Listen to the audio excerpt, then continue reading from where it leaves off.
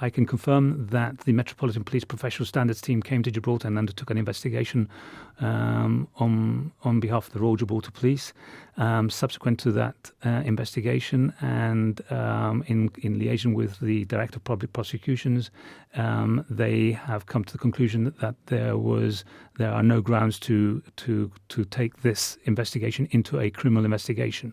So what we currently have is that the investigation has now turned from one of being a criminal investigation to that of being a coroner's case. How has Spain reacted to this? I mean, do they accept the results of this investigation? We've had no contact in that regard from the Spanish authorities in relation to the case. This is a process that at the moment the Royal Gibraltar Police is undertaking together with the Director of Public Prosecutions and now obviously the coroner. How are the officers doing? Because the Chief Minister said in Parliament last year that they had been impacted quite severely by what had happened. The officers that were involved in the incident I met them a few weeks ago together with our federation, who are doing an excellent job in mentoring them.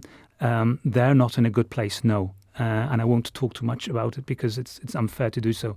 But you can imagine the impact that this has had on their lives. It has had a massive impact, and we're cognizant of that. And we need to be able to be there for them. There is a local market for assisting these drug traffickers, isn't there, particularly with the supply of fuel? I'm very, very grateful to Her Majesty's Government of Gibraltar of how quickly they reacted to implementing legislation to support us.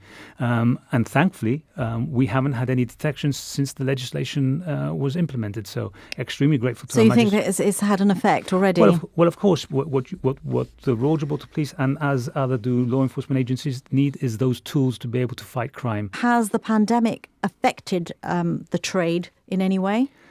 The pandemic has affected the trade. We've been very fortunate on this occasion where during the pandemic, and no one wished for a pandemic to hit Gibraltar, the world, but what the pandemic gave us was a tool known as the curfew, which restricted people's liberties. Now, I think it's very important that the people listening to me don't think that I want the curfew to take place. Neither did the Chief Minister when he announced it, because he very much said it was very much against his grain. It has been an excellent tool for us, but equally, I'm conscious of the fact that we're restricting people's liberties, and we don't want that happening. So we need to look at other measures. But if you ask me whether during the pandemic we've had a bit of an impact, I think we can say that it has had an impact on drug trafficking.